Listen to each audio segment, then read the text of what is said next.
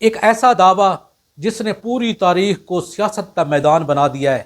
کیا یہ حقیقت ہے کہ دنیا کی سب سے مشہور محبت کی نشانی دراصل محبت کی نہیں بلکہ ایک قدیم مندر ہے؟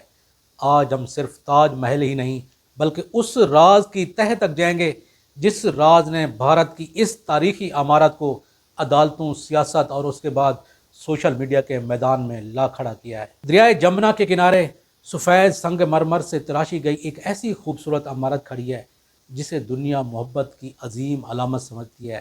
تقریباً 400 سال سے لاکھوں سیاح نہ صرف اس عمارت کو دیکھنے آتے ہیں بلکہ محبت، فن تعمیر اور اس کے بعد تاریخ کے اس عظیم شاہکار کا مشاہدہ کرنے بھی آتے ہیں۔ اس کے بلند و بالا مینار، عظیم الشان گنبد اور اس کے بعد چار باغ کی خوبصورتی نے اس کو دنیا کے عجائبات میں شامل کر دیا ہے۔ حال ہی میں ایک سوال جو بار بار گردش کر رہا ہے کہ تاج محل کیا واقعی ہی ایک مقبرہ ہے یا اس کی جگہ پہ ایک قدیم مندر تھا؟ بس یہی سوال اس تاریخی عمارت کے لیے تنازع کی وجہ بن چکا ہے۔ اب ایک نئی قانونی درخواست نے اس پرانے تنازع کو ایک دفعہ پھر سے زندہ کر دیا ہے۔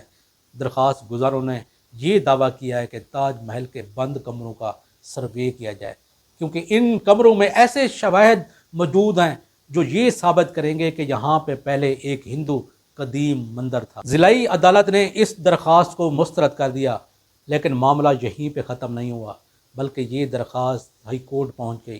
ہائی کورٹ نے مرکزی حکومت اور اس کے بعد آثار قدیمہ سے جواب طلب کر لیا، اور اس عدالتی کارروائی کے بعد سوشل میڈیا کے اوپر ایک نئی بحث چھڑ گئی جہاں پر کچھ لوگ اس کے سروے کے حامی ہیں جبکہ دوسری طرف مورخین اور ماہرین شواہد کی بنیاد پر ان دعووں کو مسترد کرتے ہیں۔ اگر ہم